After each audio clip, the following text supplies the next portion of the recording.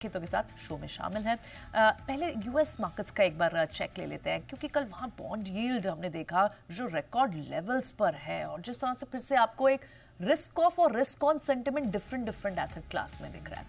इन सब के बीच कल वहाँ के इंडाइसेस ने काम किया कैसे, हमारे साथ नेहा है बताने के लिए ग्लोबल मार्केट का पूरा अपडेट। लेकिन फेस ऑफ इट सारे के सारे तीनों इंडाइसेस जो है वो बड़े दबाव के साथ ही बंद हुए। मॉर्निंग नेहा, कल ऐसा हुआ क्या था कि इतने दबाव में दिखाई दिए बॉन्ड यील्ड वहाँ एकदम सर्ज्ड हो गई? बिल्कुल, बड़ा फिर से आपको इनवर्स रिलेशनशिप तो होता है इन दोनों के बीच में, क्लियर दिखा भी। नहीं, अब थोड़ी सी इन्वेस्टर्स में, निवेशकों में वहां पर स्ट्रेस दिख रही है प्रियंका। आज देखेंगे आप डाउ और नास्डैक फ्यूचर्स से थोड़ा सा यहाँ पर स्टडी कारोबार कर रहे हैं, लेकिन आप एशियन मार्केट्स में नजर डालें, जापानीज मार्केट निके ये कल यूएस मार्केट की परफॉर्मेंस पर रिएक्ट कर रहा है। 300 अंकों की गिरावट यहाँ पर है।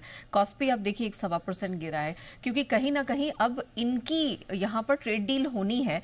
यही उम्मीद थी कि अब साउथ कोरिया, जापान, ये सब यहाँ पर मान के चल रहे थे कि बहुत जल्द इनकी यहाँ पर ट्रेड डील हो जाएगी। अब अगर ऐसी स्थिति दुनिया की इतनी बड़ी इकोनॉमी में उत्पन्न हो जाती है जहाँ पर उनके फेडरल डेफिसिट्स बढ़ते चले जा रहे हैं, 30 साल की जो यहाँ पर ट्रेजरी यील्ड है, आपने खुद ही कहा कि अक्टूबर 2023 के बाद सबसे ऊंचे स्तर पर है, 5% के पार निकल गई है। 10 साल की अमेरिकी बॉन्ड यील्ड अगर आप देखें तो ऑलमोस्ट 3 महीने के मिड फेब के बाद सबसे ऊंचे स्तर पर है। तो ये थोड़ा सा चिंता बढ़ाने वाली बात है, जिस तरह से फिस्कल डेफिसिट, इनका कर्ज बढ़ता चला जा रहा है। प्लस अमेरिकी राष्ट्रपति डोनाल्ड ट्रंप है, वो अपना जो टैक्स कट बिल है उसको पूरा पुश कर रहे हैं, और कहीं ना कहीं एक्सपर्ट्स मानते हैं कि इससे जो यहाँ पर अमेरिकी अर्थव्यवस्था है उस पर कुछ भी नहीं तो कम से कम 3 से 5 ट्रिलियन डॉलर का अतिरिक्त बोझ बढ़ सकता है। ये सारी चीजें हैं जिन्होंने कल अमेरिकी बाजारों को डराने का काम किया, और यही कारण है कि डाउ हमने देखा कल 800 अंकों से अधिक गवाकर बंद हुआ है।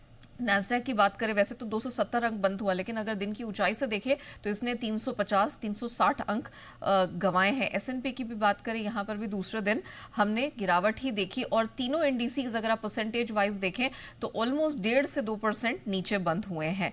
आज अमेरिका में वीकली जॉबलेस क्लेम्स के आंकड़े निकल कर आने हैं। आज एग्जिस्टिंग होम सेल्स के भी नंबर निकल कर आएंगे। सब देखना चाहेंगे कि जॉब्स डेटा कैसा है, क्योंकि अर्थव्यवस्था और रेट कट को लेके, रेट पॉलिसी को लेके आगे के लिए इन सबसे थोड़ी सी क्लैरिटी मिलती है।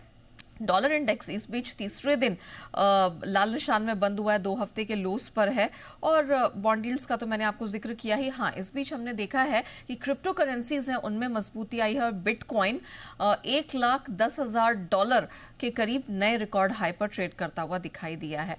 अब जब इस तरह का रिस्क ऑफ मोड पैदा होता है, इक्विटी मार्केट से थोड़ा सा भरोसा घटता है, तो हम देखते हैं सोने चांदी की तरफ ये निवेशक डाइवर्ट हो जाते हैं। सोने चांदी में दूसरे दिन स्ट्रेंथ दिखी है। डॉलर इंडेक्स में सुस्ती का फायदा सोने को मिला है, जो कि $40 कर चढ़ने में कामयाब रहा, $3300 के ऊपर है। चांदी की बात की जाए तो 3 से 4 हफ्ते की हाइस पर ये ट्रेड कर रही है।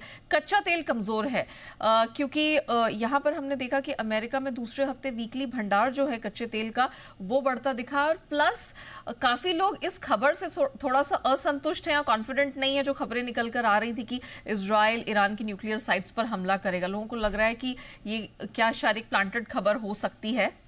इसी कारण से यहाँ पर ज़्यादा कच्चे तेल ने रिएक्ट नहीं किया है। और अगर मेटल्स की बात की जाए तो यहाँ पर भी सुस्त सा कारोबार देखने को मिल रहा है। जब दुनिया की इतनी बड़ी इकोनॉमी में अर्थव्यवस्था को लेकर और कर्ज को लेकर ऐसी चिंता हो, तो जाहिर तौर पर जितनी भी यहाँ इंफ्रास्ट्रक्चर डेवलपमेंटल कमोडिटीज़ हैं उनकी डिमांड को लेकर स्ट्रेस बनता है, और इसी कारण से कमज़ोर डॉलर के बावजूद आपने कच्चे तेल और मेटल्स को सुस्ताते हुए देखा है।